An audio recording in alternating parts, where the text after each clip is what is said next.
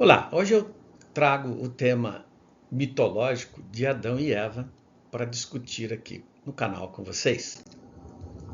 Em 1980, o filme A Lagoa Azul, né, contou a história de duas crianças que sobreviveram a um acidente marítimo e cresceram juntas em uma ilha deserta, descobrindo as emoções e passando da infância para a adolescência e a vida adulta. No fundo, esse filme foi uma homenagem à pureza e à inocência em um paraíso inicialmente idílico. Pouco desse texto que eu estou falando é proveniente do papodecinema.com.br, o link está aqui embaixo, né? Essas imagens eu peguei na internet. Entendeu? Porém, com o passar do tempo, eles acabam ficando por conta própria, que o marinheiro que resgatou-os, né, do naufrágio acaba morrendo. E aí são duas crianças que estão descobrindo nesse mundo paradisíaco como sobreviver, né? Como se proteger, como se alimentar. E acabam descobrindo a própria sexualidade e outras emoções que vão surgindo do conflito natural de convivência entre dois seres humanos. Eles acabam por gerar um bebê e novamente tem que aprender, entre tentativas e erros, a como cuidar desse bebê e viver em felicidade. O tema é muito bonito, a imagem é fantástica, a atuação dos dois também é, mesmo na temática sexual, é tudo muito doce, inocente, e filmagens bem puras, vamos dizer assim. E aí você vai vendo surgir desejos, etc. Né? E a própria conflito que existe entre um homem e uma mulher que convive, né, com interesses comuns. Por outro lado, há diversas histórias paralelas dentro dessa trama. Conflitos religiosos, quando você vê, eles tiveram alguma educação bíblica pelo marinheiro, né, mas não completa, versus o paganismo dos nativos, porque na ilha ao lado, nativos viviam e usavam a ilha que eles naufragaram para rituais de oferendas e até sacrifícios humanos para o Deus que eles acreditavam. Outro tema que é no paralelo e no próprio decorrer do filme, né, é aquela questão do desejo sexual versus a ignorância ou inocência infantil. É quando você deixa de ser uma criança pura e começa a desejar o próximo, né? E aí se envolve também a própria aceitação da nudez ou percepção da nudez, né, dos próprios protagonistas, né, que é justamente aí está bem claro o que seria o mito de Adão e Eva num paraíso, né? Quando eles comem, entre aspas, a maçã, desperta o desejo, eles percebem que eles estão nus, perfeito? Outra questão é a própria questão racial, onde o cabelo branco, o olho azul, né, e a cor, cabelo branco não, perdão, cabelo amarelo, né, eles eram loiros, né, enfim. E a brancura da pele contrasta com a cor de pele e os olhos escuros dos próprios nativos, né? Enfim, isso já é um choque, porque fica também, isso é uma idealização, todo santo, né? Tem olho azul, a imagem de Jesus era uma imagem europeia, né? Bem, e na realidade ele não era, ele era judeu, né? Então, hoje em dia, a imagem dele já está mais atualizada de forma correta. Então, você também não pode criar uma imagem de Adão e Eva, por exemplo, de loiro de olho azul, né? Porque não é isso. Né? Não é bem isso, a verdade é um pouquinho diferente. Né? Outros detalhes que vão surgir no filme é o próprio uso de substâncias, como, por exemplo, o álcool. Né? E futuramente aparece a frutinha que eles comem e acabam dormindo. Né? O mito da salvação, né? Em que o rapaz prepara uma fogueira, foi instruído para preparar uma fogueira, e à medida que ele observasse algum navio passando naquele setor, ele deveria acender a fogueira. E com o tempo eles acabam não acendendo a fogueira, né? Que é a própria questão da resignação, que você aceita o tipo e o estilo de vida que você vive, porque você acaba se adaptando, né? E aí, de repente, voltar para algo que está tão distante, fora da realidade, não seja a melhor opção, né?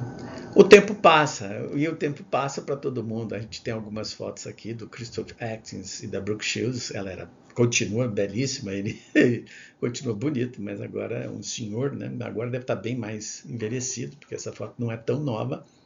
Mas o tempo é cruel e a gravidade não perdoa a ninguém, né? Enfim, faz parte da vida, o envelhecimento. Isso deve ser passado para os jovens, né? Porque o mito da eterna juventude, você não pode manter pessoas com mais de 40 anos achando que são adolescentes, né? Não funciona, infelizmente. Por melhor que você consiga adiar o envelhecimento, e a própria alguns sinais são camuflados, enfim, né? A realidade é que você tem que ter a juventude celular, né? Nós estamos chegando próximo a conquistar com a medicina o rejuvenescimento de algumas células, mas isso inicialmente vai ser uma boa questão, né? Quem é que vai ter o acesso a esse tipo de tecnologia, né? Com certeza não vai ser toda a população. Então, no fundo, a Lagoa Azul é uma reflexão e uma foto 3x4 desse mito do Adão e Eva e o paraíso perdido. A fonte, volta a informar, é papadeciencia.com.br, filmes/a Lagoa Azul. E aqui embaixo, parte do que eu coloquei aqui no texto vem do comentário do Bruno Carmelo, que é um crítico de cinema, e que vale a pena ir nesse site e dar uma olhada na crítica dele, que é bem profunda, bem interessante. Mas em termos mitológicos, né, o filme é um resumo da condição humana, né? A ciência, por exemplo, ela não confirma a existência de um casal adâmico, né, em que todo mundo iria descender desse casal, contradizendo parcialmente os textos religiosos, né? O que a ciência diz, né? A espécie Homo sapiens surgiu na África há cerca de 200 a 300 mil anos, perfeito? E a genética mostra que a humanidade não descende de apenas duas pessoas, um casal, né? Mas de uma população de milhares de indivíduos, ou mais de um tipo de genética, né? Entretanto, né, você tem os conceitos genéticos do Adão cromossomo, que seria o Y, que define a característica masculina, e a Eva mitocondrial, né, que é justamente o estudo da mitocôndria, que você consegue rastrear por onde veio os seus antepassados, a sua origem, né? Entretanto, eles não formam um casal, né? E nem sempre viveram na mesma época, enfim. O que eles sabem é que esses dois estudos, né, sobre o cromossomo e a mitocôndria, eles levantam essas características do DNA e conseguem mapear onde começou. Se você fizer um teste genético, eu fiz, eu não vou dar propaganda aqui do nome, tem vários institutos que estão fazendo hoje em dia, você se inscreve, paga, eles mandam para você um cotonete, você passa na boca, por dentro, com saliva, envia, e eles te mandam o seu código DNA, item por item, com todos os aminoácidos, né? A sequência, eles te sequenciam. Por um lado é legal, por outro lado é uma coisa que fica à mercê de teorias de conspiração, né? Enfim. Mas eu participei e pude observar, então, a divisão da minha origem europeia, com indígena, com 80% europeu, com traços de indígena, com traços pequenos de judeu, com traços de africano. Também tem uma ligeira. Eu chego à conclusão que a gente é um blended, né, uma mistura, né, apesar de que eu tenho forte herança europeia, tanto por lado de pai quanto por lado de mãe, né? Então, para muitos estudiosos de textos religiosos, Adão e Eva são entendidos como o que a gente chama de arquétipos, ou símbolos da condição humana, da liberdade, o fato de você cometer erros, responsabilidades e consciência. E é mais ou menos isso. A gente tem o mito da Adão e Eva como aquele casal primeiro que originou todas as descendências humanas, em que eles viviam numa condição paradisíaca, não precisava trabalhar, não precisava se preocupar com comida, tinha alimento, né, água. Eles eram como crianças, eles eram absolutamente cuidados, né? E de repente vem a malvada serpente e corrompe Eva, fazendo com que ela coma, na simbologia, uma maçã, onde ela desperta que a maçã estaria simbolizando a árvore do conhecimento, né, e do saber. Ao fazer isso, ela descobre que ela está sem roupa, né? É interessante essa noção porque ela tinha que ter comparação com alguma coisa, né? Faz parte do nosso cabedal intelectual a percepção, né?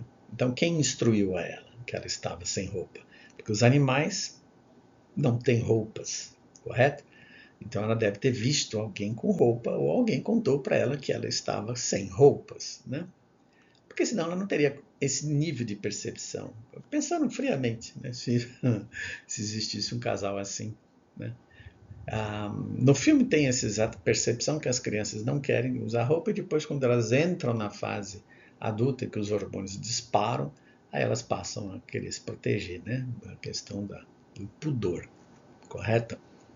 E é muito interessante porque na mitologia Eva cai e na sequência ela corrompe